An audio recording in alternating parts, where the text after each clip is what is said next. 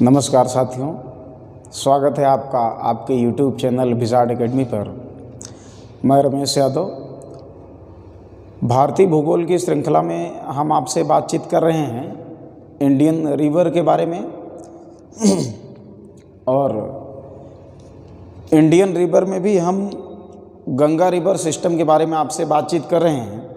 और इसके ठीक पहले वाली क्लास में हमने गंगा रिवर के ओरिजिन के बारे में, यानी गंगा नदी की उत्पत्ति के संबंध में आपसे बातचीत की थी। आइए आज हम गंगा रिवर और उसकी जो ट्रिब्यूटरीज़ हैं, यानी गंगा और उसकी जो सहायक नदियां हैं, उनके बारे में आज की क्लास में हम आपसे बातचीत करने वाले हैं। और क्योंकि गंगा की जो ट्रिब्यूटरीज़ हैं ये मेनली 2 टाइप की होंगी। एक तो लेफ़्ट साइड की ट्रिब्यूटरीज़ होंगी, दूसरी एक राइट साइड की होंगी। इसलिए आज हम सबसे पहले आपसे गंगा की जो लेफ़्ट साइड की ट्रिब्यूटरीज़ हैं, यानी जो बाईं ओर से मिलने वाली सहायक नदियां हैं, इनके बारे में हम आज आपसे बातचीत करने वाले हैं। तो आइए देखते हैं, आप शुरू से अंत तक बने रहिएगा हमारे साथ में। कल हमने कुछ इस कदर आपसे बातचीत की थी कि यहाँ पर उत्तराखंड का एक ज़िला देवप्रयाग होगा, जहाँ पर इस तरह से 2 नदियाँ, एक का नाम होगा भागीरथी और दूसरी का नाम अलकनंदा। ये दोनों नदियाँ इस स्थान पर यानी देवप्रयाग में आपस में मिलती हैं और देवप्रयाग में मिलने के बाद इनकी जो संयुक्त धारा होगी वो आगे गंगा के नाम से बहते हुए कुछ इस कदर जाती है और यहाँ से फिर वो ऋषिकेश, देवप्रयाग बाद ऋषिकेश, ऋषिकेश के बाद में वो हरिद्वार, और हरिद्वार से होकर के उत्तर प्रदेश का एक ज़िला बिजनौर, वहाँ से जो गंगा नदी है ये यूपी में इंटर कर जाती है। तो आइए पहले लिख लेते हैं। इसे हमने कहा ये गंगा की एक धारा रही जिसे भागीरथी की संज्ञा दी गई, और दूसरी ये जो धारा आप देख पा रहे हैं इसका नाम होगा अलकनंदा।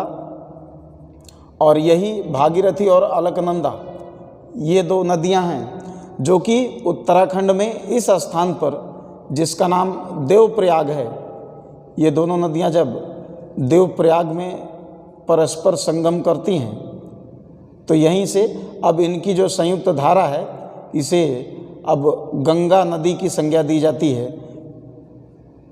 इस तरह से आपने देखा भागीरथी और अलकनंदा ये दोनों नदियां परस्पर देवप्रयाग में संगम करती हैं और इस तरह से इनकी जो धारा है गंगा के नाम से जानी जाने लग जाती है।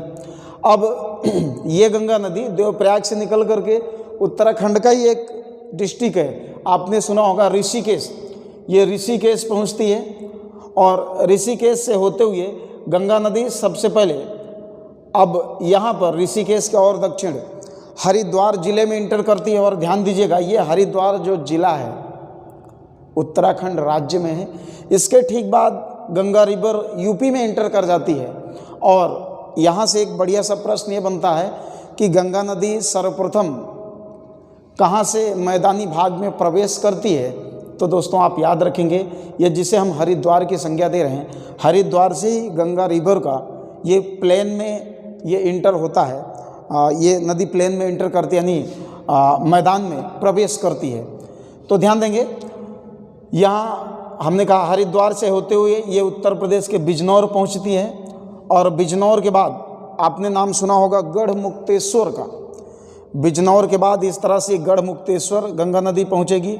गढ़मुक्तेश्वर के आगे आपने नाम सुना होगा नरोरा, नरोरा बुलंदशहर, वहाँ से नरोरा होते हुए गंगा नदी कन्नौज इंटर कर जाती है, जिसे इत्र अथवा खुशबुओं का नगर आप कहते हैं। और कन्नौज के बाद ये नदी इस तरह से बहते हुए पहुँचती कानपुर, कानपुर के आगे आपको पता है ये नदी आ जाती है आपके प्रयागराज, यानी पहले के इलाहाबाद। प्रयागराज के आगे नदी मिर्ज़ापुर, मिर्ज़ापुर के आगे वाराणसी बहते हुए बिहार के बलिया, उत्तर प्रदेश के जो सबसे पूर्वी ज़िला है इस तरह से बलिया इंटर कर जाती है। और बलिया से अब वापस ये नदी बक्सर, पटना, मुंगेर, भागलपुर होते हुए ये साहेबगंज जो कि आपके झारखंड राज्य में है। साहेबगंज के बाद ये फरक्का पहुंच जाती है और फरक्का नामक स्थान से अब ये नदी कुछ इस तरह से दो वितरिकाओं में बढ़ जाती है। एक तो हुगली के नाम से पश्चिम बंगाल राज्य में बहते हुई जाएगी, थोड़ा सा और नीचे करते हैं, ये इस तरह से, और दूसरी एक जो धारा होगी ये इस तरह से बांग्लादेश में इंटर कर जाती है। और ध्यान देंगे ये यहाँ तक ये पूरा इंडिया होगा, इसके आगे बांग्लादेश होगा। बांग्लादेश में जाने के बाद ये नदी आपको पता होगी किस नाम से जानी जाने लग जाएगी, इसे पद्मा कहेंगे। और ये जो दूसरी भी तरीका है इसे हमने कहा, ये पद्मा की बात कर रहे हैं। पद्मा ये बांग्लादेश में इस गंगा रिवर का नाम है। और इसकी बात करें तो ये गंगा की वितरिका है, हुगली है, जो कि पश्चिम बंगाल राज्य में बहती है और कोलकाता इसी हुगली नदी के तट पर बसा है। खैर यहाँ तक हमने बताया ये भारत की सीमा है, यहाँ से इस तरह से होते हुए और ये बांग्लादेश होता है। तो वापस आप देखें फिर से एक बार, हमने कहा भागीरथी और अलकनंदा ये दोनों नदियाँ उत्तराखंड के देवप्रयाग में संगम करती हैं। इनकी संयुक्त धारा को यहीं से गंगा नदी की संज्ञा दी जाती है। देवप्रयाग से गंगा नदी ये उत्तराखंड के ऋषिकेश, उसके बाद हरिद्वार पहुंचती है और हरिद्वार में ही गंगा नदी सर्वप्रथम मैदानी भागों में प्रवेश करती है। हरिद्वार से होते हुए गंगा नदी अब उत्तर प्रदेश के बिजनौर जिले में प्रवेश करती है और बिजनौर के बाद गढ़मुक्तेश्वर, नरौरा, बुलंदशहर आपको पता होगा, वहाँ से होते हुए कन्नौज पहुँचती है। कन्नौज से कानपुर होते हुए नदी प्रयागराज, वर्तमान के इलाहाबाद पहुँचेगी और प्रयागराज के आगे मिर्ज़ापुर, वाराणसी, गाजीपुर और इस तरह से बलिया, जो कि उत्तर प्रदेश का सबसे पूर्वी ज़िला है, यहीं से गंगा जो रिवर है वो बिहार में इंटर कर जाती है। बलिया होते हुए बक्सर, छपरा, पटना, मुंगेर, भागलपुर और भागलपुर के आगे फिर साहेबगंज पहुंच जाती है, जो कि झारखंड राज्य में आएगा। और साहेबगंज के बाद ये जो गंगा रिवर है इंटर कर जाती है कहाँ पर? वेस्ट बंगाल में, पश्चिम बंगाल में।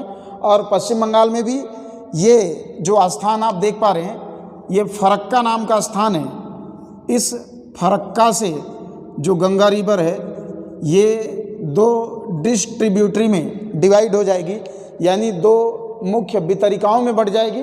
एक वितरिका को हुगली की संज्ञा देंगे, ये पश्चिम बंगाल राज्य में फ्लो करेगी, और दूसरी पद्मा के नाम से ये बांग्लादेश में इंटर कर जाएगी। लेकिन ध्यान देंगे फरक्का से बांग्लादेश की जो सीमा है यहाँ तक गंगा की जो दूसरी वितरिका है हुगली के अतिरिक्त, इसे पुनः भागीरथी की संज्ञा देते हैं। इसके बारे में हम आपसे फिर बाद में बातचीत करेंगे। तो आइए देखते हैं, हम आपसे बाईं ओर की सहायक नदियों के बारे में आज बातचीत करने वाले हैं। इसमें देखिएगा अभी हमने आपसे कन्नौज के बारे में बात की। कन्नौज जो उत्तर प्रदेश का एक ज़िला है और इस यहीं कन्नौज की बात करें तो यहीं कहीं होगा ये कन्नौज में उत्तराखंड राज्य की बात करें तो उत्तराखंड राज्य में एक ज़िला आपने सुना होगा पौड़ी गढ़वाल, और वहीं पौड़ी गढ़वाल से एक रिवर का ओरिजिन होता है, एक नदी निकलती है और इस वाली नदी को संज्ञा देते हैं रामगंगा की। तो ये जो स्थान होगा ये पौड़ी गढ़वाल होगा, जो कि उत्तराखंड राज्य में होगा। और इस रिवर की अगर आपसे बातचीत की जाए तो ये रिवर कौन सी होगी भाई? इस रिवर का नाम होगा रामगंगा। और ये जो रामगंगा नदी है इस तरह से होकर निकल करके उत्तराखंड से निकल करके उत्तर प्रदेश में बहते हुए और फाइनली उत्तर प्रदेश के कन्नौज में पहुंचती है। इस स्थान का नाम होगा कन्नौज। इस तरह से ये उत्तर प्रदेश के कन्नौज में पहुंचती है और कन्नौज पहुंचकर ये रामगंगा नदी गंगा में विलीन हो जाती है। तो आपने देखा कि ये जो रामगंगा है इस प्रकार से गंगा की पहली बाईं ओर से मिलने वाली सहायक नदी है।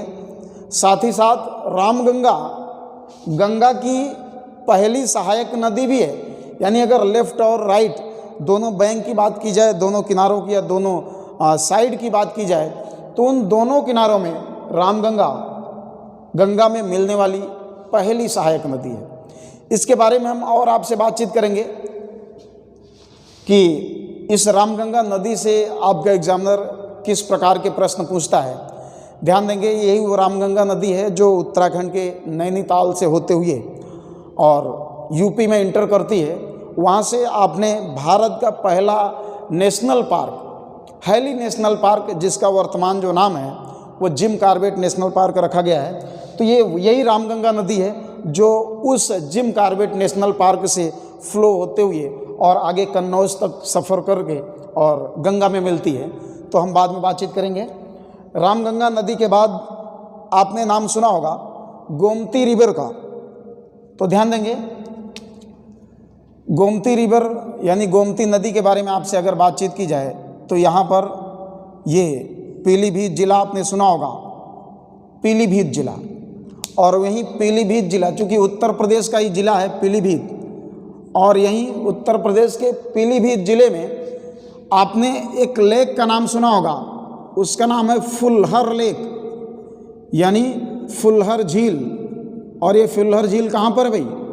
तो ये झील है यूपी में, उत्तर प्रदेश में। और ज़िले का हमने आपसे ज़िले के बारे में हमने आपसे बातचीत की, इस ज़िले का नाम होगा पीलीभीत। तो पीलीभीत के फुलहर झील से एक रिवर का ओरिजिन होता है, एक नदी निकलती है और इसी नदी को गोमती नदी की संज्ञा दी जाती है।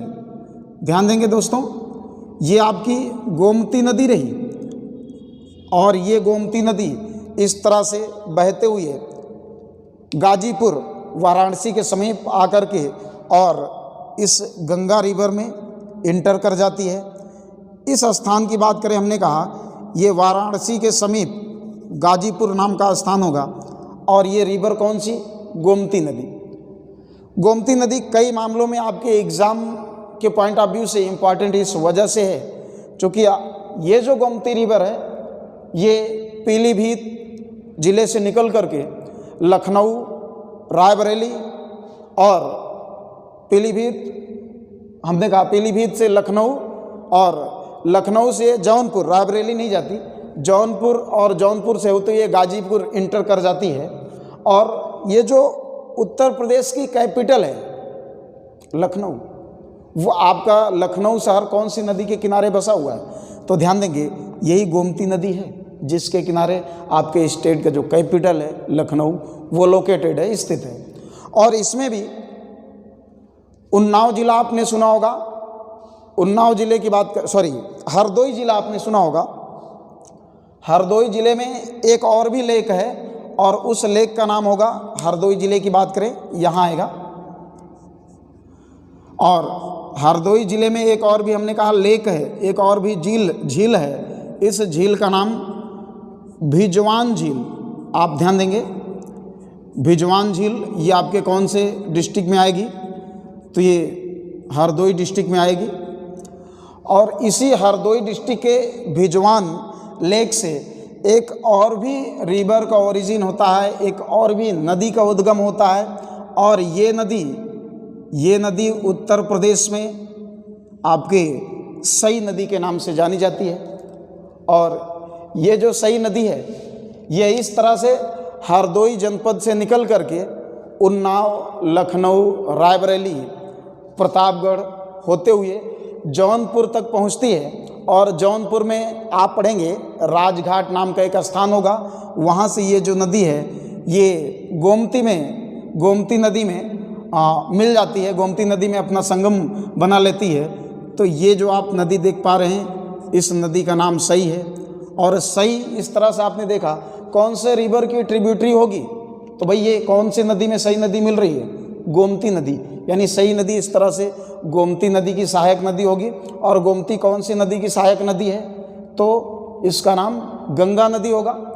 और आप वापस ध्यान दें, अगर आपसे पूछा जाए कि सई नदी किस स्थान पर गोमती नदी में इंटर करती है, तो ध्यान दीजिएगा इस स्थान का नाम होगा राजघाट। और ये जो राजघाट है ये आपके जौनपुर ज़िले में आएगा, यानी उत्तर प्रदेश के जौनपुर में ये सई नदी इस गोमती नदी में मिल जाती है। और सई नदी गोमती की प्रमुख सहायक नदी है, मेन ट्रिब्यूटरी है। किसकी? गोमती रिवर की, गोमती नदी की। हम बात कर रहे थे सई नदी के बारे में। और इसके बाद में आप ध्यान दें, आगे की हम आपसे बातचीत करें तो हमने आपसे रामगंगा, सई और गोमती नदी के बारे में बातचीत की। हम चूँकि लेफ्ट साइड की ट्रिब्यूटरी के बारे में बात कर रहे हैं, इसमें एक और नदी आपने नाम सुना होगा, ये शारदा अथवा काली नदी। ये जो शारदा अथवा काली नदी है, इसका ओरिजिन मिलाम हिमनद जो कि उत्तराखंड में आएगा, मिलाम हिमनद जो कि उत्तराखंड में आएगा।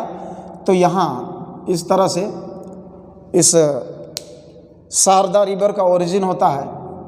यहाँ पर वो ग्लेशियर होगा, उसका नाम होगा मिलाम हिमनद कहें अथवा ग्लेशियर कहें, बात एक ही होगी। और ये आपके कौन से स्टेट में आएगा? तो स्टेट आप ध्यान देंगे, ये यूके में आएगा, उत्तराखंड राज्य में आएगा। और इस तरह से मिलाम हिमनद से एक रिवर, एक नदी यहाँ से निकल करके और आपके यूपी में एंटर करती है।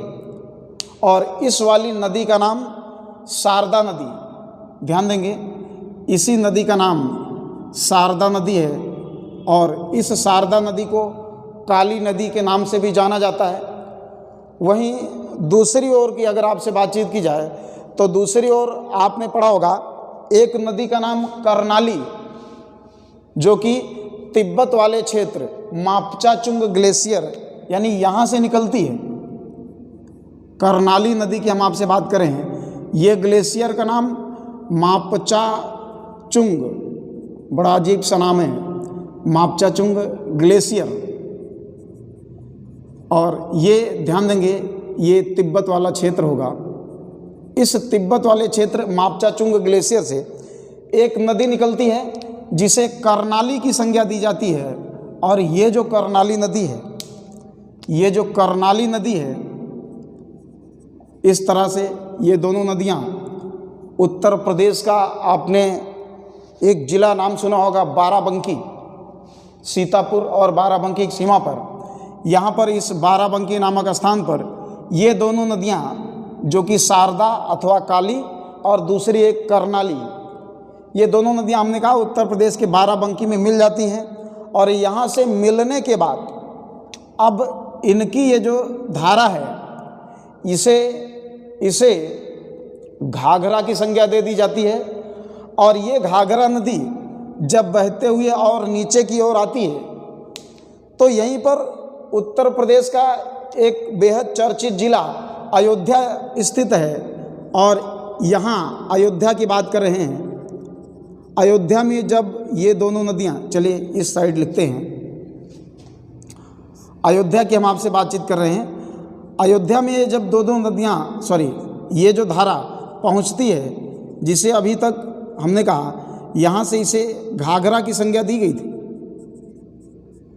अब ये जो घाघरा नदी अयोध्या पहुँचने के बाद इसी घाघरा नदी को सरयू की संज्ञा प्रदान की जाती है।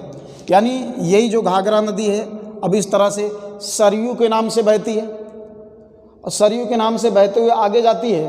और वहीं दूसरी ओर आपने एक नदी का नाम सुना होगा, राप्ती नदी। और इस राप्ती नदी का जो ओरिजिन है, राप्ती नदी का जो उद्गम है, वो नेपाल वाले हिमालय से होता है। तो यहाँ से एक और नदी इस तरह से बहते हुए और इस घाघरा नदी में मिलती है। इस नदी के बारे में हमने कहा इसका नाम राप्ती नदी होगा, राप्ती नदी। और ये जो नदी है हमने कहा ये नेपाल हिमालय से, नेपाल वाले क्षेत्र से इस नदी का उद्गम होता है।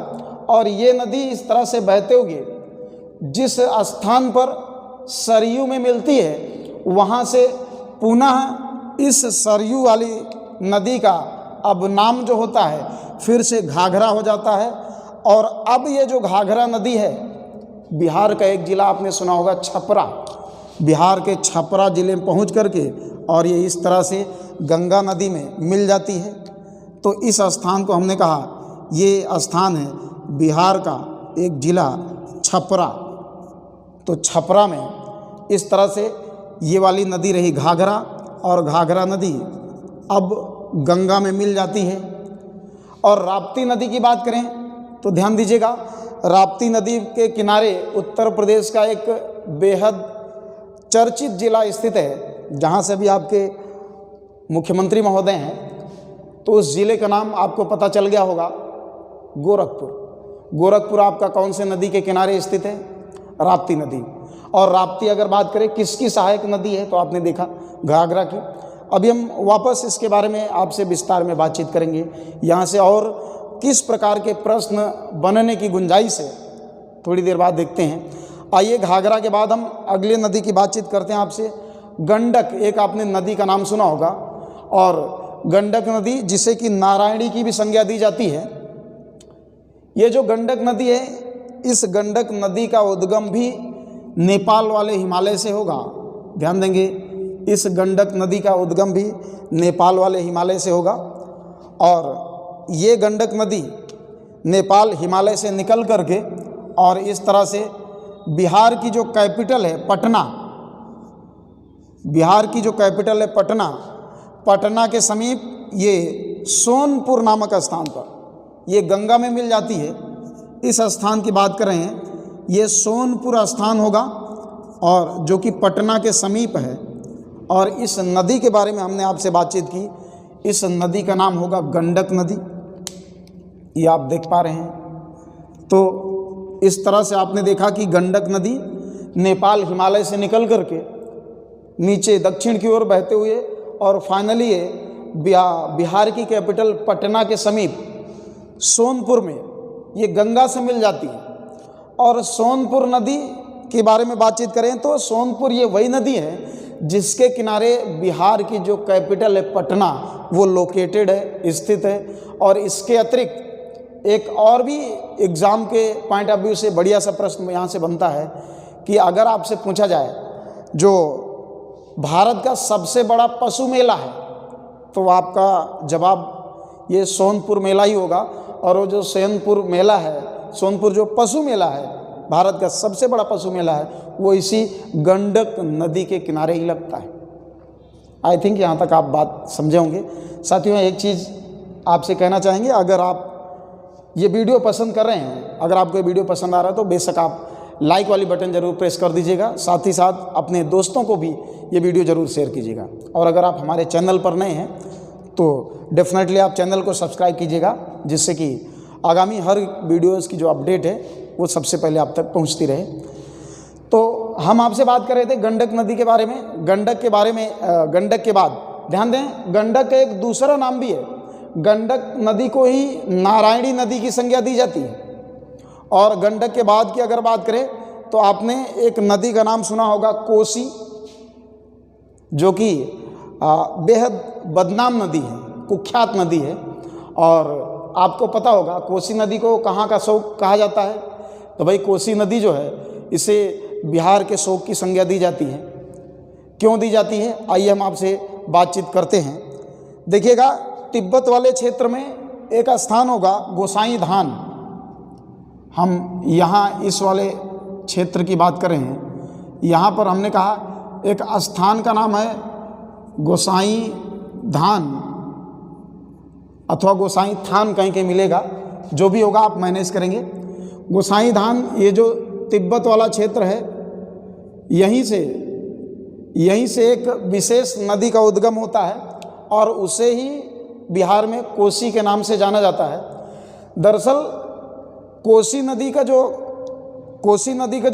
ये उद्गम है वो, या कोसी नदी के निर्माण की अगर बातचीत की जाए तो कोसी नदी का निर्माण 7 अलग अलग नदी धाराओं के मिलने के परिणाम स्वरूप हुआ है। यही वजह है कि कोसी को कहीं कहीं सप्तकोसी के नाम से भी जाना जाता है। और ये जो कोसी नदी के हम बारे में आपसे बात कर रहे हैं, यहाँ से ये इस तरह से निकल करके बहते हुए और ये बिहार पहुँचती है। और बिहार में आपने नाम सुना होगा भागलपुर का, बिहार का एक जिला है भागलपुर, और भागलपुर में एक स्थान का नाम होगा कुर्सेला। तो बिहार में भागलपुर के ये कुर्सेला नामक स्थान पर, कुर्सेला नामक स्थान हमने कहा ये भागलपुर में आएगा, इसे आप जरूर ध्यान देंगे, कुर्सेला। जो कि ये भागलपुर में आएगा। इसी स्थान पर ये जो कोसी नदी है, ये जो कोसी नदी है ये गंगा में मिल जाती है। और कोसी नदी के बारे में हमने कहा कि ये इसका निर्माण 7 अलग अलग धाराओं के मिलने के परिणाम स्वरूप हुआ है, जिस कारण कोसी को सप्तकोसी के नाम से भी जानते हैं। लेकिन कोसी नदी की जो मुख्य धारा है, कोसी नदी की जो मुख्य धारा है उसे अरुण की संज्ञा दी गई है, और उस अरुण नदी का जो उद्गम है यह तिब्बत के गोसाई धाम से है। तो ध्यान देंगे, हम बात कर रहे हैं आपसे कोसी नदी के बारे में, और कोसी नदी की जो मुख्य धारा है, हमने कहा आपसे कि ये अरुण नदी एक नदी का नाम है, और इस अरुण नदी को कोसी की मुख्य धारा माना गया है, और इसी का उद्गम गोसाई धाम तिब्बत है। इस वजह से कोसी की नदी का उद्गम भी गोसाई धाम तिब्बत वाला क्षेत्र ही माना जाता है। और आपने देखा कि कोसी नदी ये भागलपुर पहुंचकर कुर्सेला नामक स्थान पर ये गंगा नदी से मिल जाती है। तो आइए इसके बाद हम बातचीत करते हैं गंगा की जो अंतिम सहायक नदी है उसके बारे में। आपने नाम सुना होगा महानंदा का। ये जो महानंदा नदी है, आपने दार्जिलिंग पहाड़ी का नाम सुना होगा, और यहाँ इस तरह से इस दार्जिलिंग पहाड़ी से एक नदी इस तरह से निकल करके बहते हुए, और एक स्थान का नाम है गोदारी घाट, जो कि पश्चिम बंगाल में आएगा। खैर, पहले इसकी बात करें तो ये दार्जिलिंग पहाड़ी है, और ये प्रसिद्ध पर्यटक स्थल भी है। यहीं दार्जिलिंग पहाड़ी से एक नदी निकलती है, इसी नदी को महानंदा की संज्ञा दी जाती है, महानंदा नदी। ये महानंदा नदी दार्जिलिंग पहाड़ी से निकल करके इस तरह नीचे की दिशा में बहती हुई, और पश्चिम बंगाल राज्य में फरक्का के समीप ही एक स्थान का नाम है, थोड़ा नीचे लिखते हैं, इस स्थान का नाम है गोदारी घाट। तो ध्यान देंगे, ये गोदारी घाट ये नदी पहुंच करके, जो कि फरक्का के समीप ही है, ये महानंदा नदी गंगा नदी में मिल जाती है। और इस तरह से आपने देखा कि ये जो महानंदा नदी है गंगा की अंतिम सहायक नदी है। यानी इस महानंदा नदी के बाद कोई अदर रिवर अब इंडिया में गंगा में नहीं मिलती है। इस तरह से हमने आपसे कहा, इसलिए हमने आपसे कहा कि महानंदा नदी भारत में गंगा की अंतिम सहायक नदी है। और अगर बातचीत करें कि भारत में गंगा की प्रथम सहायक नदी या पहली सहायक नदी या फर्स्ट ट्रिब्यूटरी कौन सी है, तो हमने आपको प्रारंभ में बताया होगा ये कौन सी नदी है, रामगंगा। तो इस तरह से आपने देखा ये कुछ प्रमुख नदियां रहीं जो कि गंगा में बाएं किनारे से आकर के मिलती हैं। चलिए थोड़ा सा इस गंगा नदी को और डार्क में कर देते हैं, जिससे आपको लगे कि ये मुख्य नदी है, और शेष जो हैं बाकी जो नदियां हैं वो इसकी ट्रिब्यूटरी यानी इसकी सहायक नदियां हैं। देखिएगा, इस गंगा नदी के बारे में अभी तक आप जो बातचीत कर रहे हैं, इसमें अब हम थोड़ी सी बातचीत कर लेते हैं आपसे कि किस टाइप से जो आपका एग्जामिनर है वो आपसे प्रश्न पूछता है। तो ओवरऑल ये जितनी सारी इसकी सहायक नदियां हैं उनमें हम जो आपसे अभी बात कर रहे थे बाएं किनारे से मिलने वाली सहायक नदियों के बारे में, तो बाएं किनारे से मिलने वाली ये प्रमुख कुछ सहायक नदियां रहीं अभी जिनके बारे में आपने देखा। ये पूरी आपकी गंगा नदी है, ठीक है। अच्छा, अब ध्यान दें, यहाँ से बनने वाले प्रश्नों की प्रकृति के बारे में थोड़ी आपसे बातचीत कर ली जाए तो शायद ज़्यादा बेहतर होगा। ध्यान दें, सबसे पहले अगर आपसे पूछा जाए कि गंगा की प्रथम सहायक नदी, तो आपका जवाब रामगंगा होना चाहिए। या यूं कहें कि गंगा नदी का नाम गंगा किस स्थान पर पड़ता है, तो जिले का नाम देवप्रयाग, स्टेट का नाम वो उत्तराखंड होगा। और गंगा नदी सर्वप्रथम उत्तर प्रदेश के किस जिले में इंटर करती है, तो ध्यान देंगे उस जिले का नाम होगा बिजनौर। हमने आपसे प्रारंभ में ही कहा होगा गंगा नदी उत्तर प्रदेश के सर्वप्रथम बिजनौर जिले में प्रवेश करती है। उस जिले का नाम ये रहा, बिजनौर। और गंगा की प्रथम जो सहायक नदी रामगंगा है, ये गंगा में किस स्थान पर मिलती है? तो उस स्थान का नाम, उस जिले का नाम कन्नौज होगा। अब रामगंगा नदी के बारे में जो हम आपसे बातचीत कर रहे थे वो यही कि रामगंगा नदी का सबसे पहली बात, ओरिजिन की बात करें, पौड़ी गढ़वाल, ये उत्तराखंड राज्य होगा। और रामगंगा नदी, ध्यान दें, इसके किनारे जो बसे हुए शहर हैं, अगर उनके बारे में बातचीत आपसे की जाए तो आपने उत्तर प्रदेश का एक महानगर मुरादाबाद सुना होगा। चूँकि ये बिजनौर से भी होकर के गुजरती है, मुरादाबाद, बरेली, कन्नौज, ये सब के सब आपके रामगंगा नदी के किनारे स्थित हैं। और उनमें सबसे बढ़िया सा प्रश्न यही पूछा जाता है कि जो भारत का पहला नेशनल पार्क रहा, हैली नेशनल पार्क, जिसे वर्तमान में जिम कॉर्बेट नेशनल पार्क की संज्ञा दी जाती है, तो जिम कॉर्बेट नेशनल पार्क से होकर गुजरने वाली नदी निम्न में से कौन सी है? ऐसी स्थिति में ध्यान दीजिएगा, आपका जवाब रामगंगा होगा। यानी रामगंगा नदी जिम कॉर्बेट नेशनल पार्क के मध्य से होकर के गुजरने वाली नदी है और एक गंगा की पहली सहायक नदी भी है। शायद आप यहाँ तक बात समझ पाए होंगे। आइए आगे बात करते हैं दोस्तों। ये गोमती नदी के बारे में ध्यान देंगे। गोमती नदी का जो उद्गम है उत्तर प्रदेश के पीलीभीत जिले के फुल्लर झील से होता है। और ये गोमती नदी फुल्लर झील यानी पीलीभीत से बहते हुए लखनऊ, सुल्तानपुर, जौनपुर और जौनपुर के बाद एक गाजीपुर तक पहुंचती है। उत्तर प्रदेश की जो राजधानी है लखनऊ, वो इसी गोमती रिवर के बैंक पर ही लोकेटेड है, यानी गोमती नदी के तट पर ही स्थित है। और दूसरी बात, ये जौनपुर जो आपका शहर है, ये भी इसी गोमती नदी के तट पर बसा हुआ है। और गोमती नदी आप देख रहे हैं बनारस के समीप, वाराणसी के समीप गाजीपुर में ये अपना मुहाना गंगा नदी में बना रही है। दोस्तों, गोमती की एक प्रमुख जो सहायक नदी है, ये जिसे सई नदी की संज्ञा दी जाती है, ये आप देख पा रहे होंगे। इसे हमने कहा ये हरदोई जनपद के भिजवान झील, ये एक लेक का नाम है, झील का नाम है। इस भिजवान झील से सई नदी का ओरिजिन होता है, उद्गम होता है। और सई नदी लगभग 715 किलोमीटर लंबी है। और ये सई नदी हरदोई, उन्नाव, लखनऊ, रायबरेली, प्रतापगढ़ के बाद ये जौनपुर पहुंचती है। और यहीं जौनपुर में एक स्थान का नाम होगा राजघाट। चूँकि राजपुर करके कोई गांव है, तो उसी गांव के समीप या उसी गांव में जौनपुर में जो सई नदी गोमती में इंटर कर जाती है। इस तरह से हमने कहा कि सई नदी जौनपुर में राजघाट नामक स्थान पर ये अपनी जो मुख्य नदी है गोमती, उसमें विलीन हो जाती है।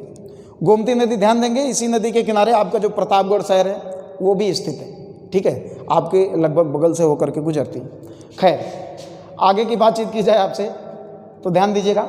हाँ, गोमती नदी 715 किलोमीटर लंबी है। और भिजवान झील जरूर याद रखिएगा, सॉरी गोमती नदी नहीं, सई नदी लगभग 715 किलोमीटर लंबी है। भिजवान झील हरदोई जनपद, यहीं से इसका ओरिजिन होता है। और ये जो सई है गोमती की मेन ट्रिब्यूटरी, मुख्य सहायक नदी है। ओके, चलिए आगे बात करते हैं। घाघरा से क्या कुछ आपसे पूछा जा सकता है? तो भाई जो घाघरा नदी है, घाघरा नदी ध्यान देंगे शारदा, और शारदा नदी का दूसरा नाम काली भी है। शारदा यानी काली और एक करनाली, इन दोनों नदियों के मिलने के परिणाम स्वरूप इस घाघरा नदी का ओरिजिन, घाघरा नदी का उद्गम होता है। फिलहाल घाघरा के मुख्य धारा करनाली को माना गया है। यही वजह है कि कहीं कहीं पुस्तकों में आपको देखने को मिलेगा कि घाघरा नदी का उद्गम ये मापचाचुंग ग्लेशियर तिब्बत से होता है। जबकि हमने बताया आपसे कि जो घाघरा नदी है इसका नाम घाघरा, शारदा और करनाली, ये दोनों नदियाँ जब उत्तर प्रदेश का एक जिला बाराबंकी है, यहाँ पर इस बाराबंकी में जब ये दोनों नदियाँ परस्पर मिलती हैं तो यहीं से इनकी जो संयुक्त धारा है उसका नाम घाघरा पड़ता है। और घाघरा नदी आगे बहते हुए जब अयोध्या पहुँचती है तो इसे अब अयोध्या में सरयू के नाम से जाना जाता है। ध्यान देंगे, यहाँ पर इसे सरयू के नाम से जाना जाता है।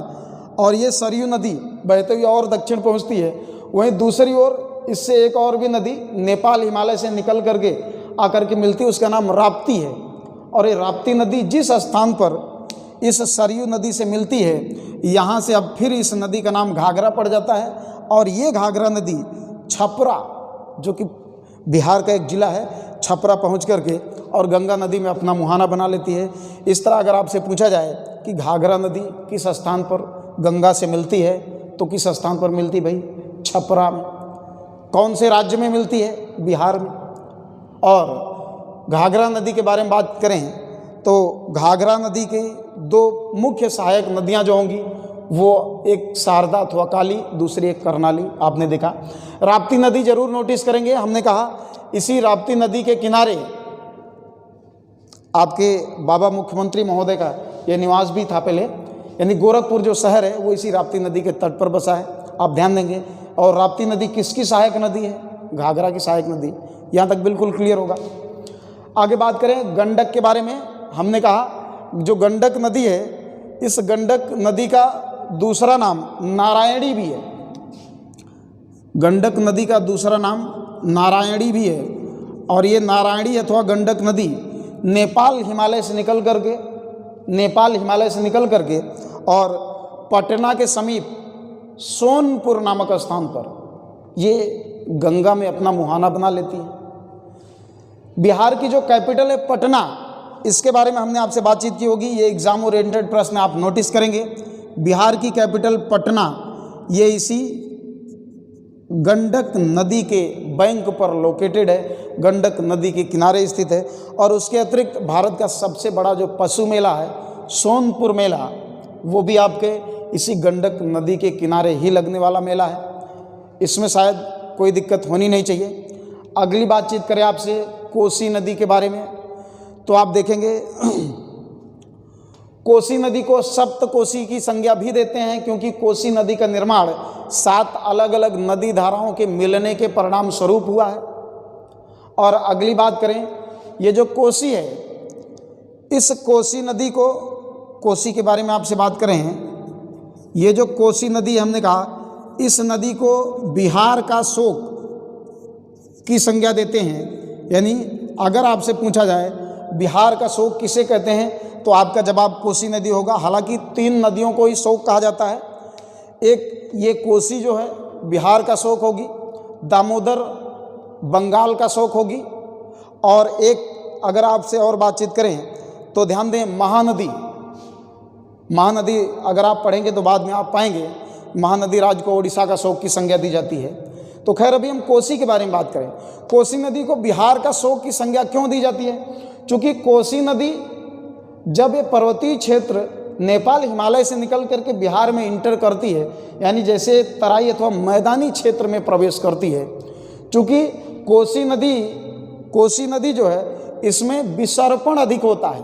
विसर्पण की बात करें, आपने कभी सांप को चलते हुए देखा होगा, यो इस तरह से चलते हुए करते हुए आगे बढ़ता है ये, तो इसे विसर्पण कहते हैं। यहाँ हमने बनाने का प्रयास भी किया है। कोसी नदी में विसर्पण अधिक होता है, और जब ये मैदानी भाग में प्रवेश करती है तो इसकी धारा, कोसी नदी की जो धारा है, जो इसका प्रवाह है, वो मंद पड़ जाता है, क्योंकि नदी ज़्यादा चौड़ी हो जाती है। और जब इसका प्रवाह मंद पड़ जाता है तो कोसी नदी पूर्व में, यानी पहाड़ी क्षेत्रों से अपने ही द्वारा बहाकर लाए गए सेडिमेंट को, यानी अपने ही द्वारा बहाकर लाए गए गाद को या अवसाद को ये और आगे बहाकर ले जा पाने में असमर्थ हो जाती है, जिस वजह से ये जो कोसी नदी है रातों रात ये इस तरह से ये अपना मार्ग परिवर्तन कर लेती है। यानी कुछ निश्चित समय तक इधर बही, और उसके बाद जब ये इसका मार्ग अवरुद्ध हो गया अपने ही सेडिमेंट के द्वारा, अपने ही अपशिष्ट अथवा गाद के द्वारा, अब कोसी नदी जो है अगले कुछ समय बाद पता चला अब ये नदी यहाँ से इस दिशा में बहने लग गई। और भाई चूँकि ये पर्वतीय क्षेत्र से आने वाली नदी है, अब अगर ये अचानक अपना मार्ग परिवर्तित करती है तो उस निश्चित क्षेत्र में जो रहने वाले लोग हैं डेफिनेटली वो सबके सब डूब जाएंगे, सब जलमग्न हो जाएंगे।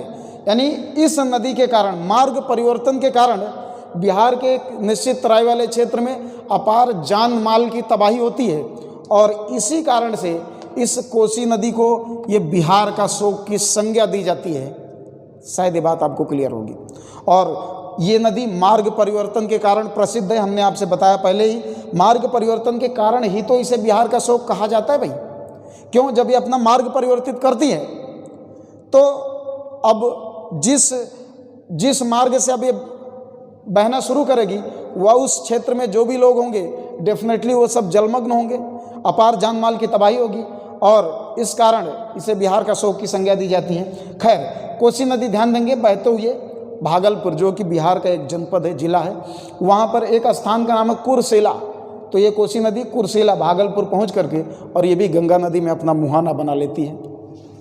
आगे की बात करें, महानंदा दार्जिलिंग पहाड़ी का आपने नाम सुना होगा। हमने प्रारंभ में बताया एक बेहद खूबसूरत है, पर्यटक स्थल भी है।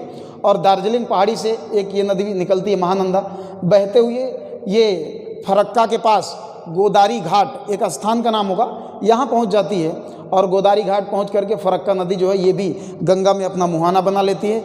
इस तरह से फरक्का जो है ये भारत में गंगा की अंतिम सहायक नदी होगी और रामगंगा ध्यान देंगे भारत में गंगा की प्रथम सहायक नदी होगी। रामगंगा भारत में गंगा की प्रथम बाईं ओर की भी सहायक नदी होगी। इस बात को भी आप थोड़ा सा नोटिस करेंगे। आगे ये फरक्का एक डैम बनाया गया है, पश्चिम बंगाल राज्य में एक फरक्का बांध बनाया गया है और इसके ठीक आगे से ये जो गंगा नदी है ये दो डिस्ट्रीब्यूटरी में डिवाइड हो जाती है, यानी दो ये वितरिकाओं में विभक्त हो जाती है। जब ये दो वितरिकाओं में विभक्त हो जाती है तो एक वितरिका इसकी हुगली के नाम से बहते हुए पश्चिम बंगाल कोलकाता के समीप से बंगाल की खाड़ी में जाके गिर जाती है और दूसरी धारा जो है ये आगे बांग्लादेश में प्रवेश कर जाती है। फरक्का से आगे कुछ दूर तक गंगा की जो दूसरी वितरिका है ये भारत में ही और पश्चिम बंगाल राज्य में बहती है और उसके बाद वो अगली वही धारा आगे जब बांग्लादेश में इंटर कर जाती है तो ध्यान देंगे वहाँ बांग्लादेश में इसे पद्मा के नाम से जाना जाता है। और ये जीएस का ये भी एक सुपरहिट प्रश्न है, कई बार अलग अलग परीक्षाओं में पूछा गया कि बांग्लादेश में गंगा नदी को किस नाम से जाना जाता है, तो पद्मा के नाम से जाना जाता है। और ध्यान दें फरक्का के बाद और बांग्लादेश की सीमा के पहले तक ये जो गंगा नदी है, गंगा नदी की ये जो वितरिका है, ध्यान दें इसे प्रारंभ के नाम यानी भागीरथी के नाम से ही जाना जाता है। इसे आप जरूर नोटिस करेंगे।